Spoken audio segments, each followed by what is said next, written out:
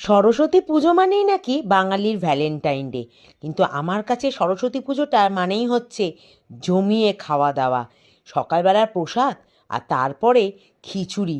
আর আমিও এবছর তার থেকে বাদ পড়িনি, প্রতি বছরে না এবছরও বড় বড় ফুলকপি কড়াইশুঁটি দিয়ে রান্না করে ফেলেছিলাম নিরামিষ খিচুড়ি।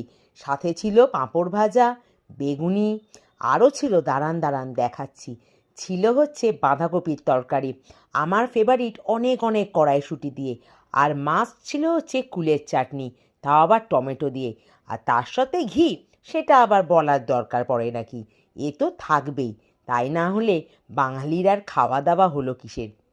যাই হোক, পুজো পাঠ সেরে নিয়ে জমিয়ে একটা থালা সাজিয়ে গরম গরম খিচুড়ির ওপরে ঘি ছড়িয়ে খেতে বসে গেলাম।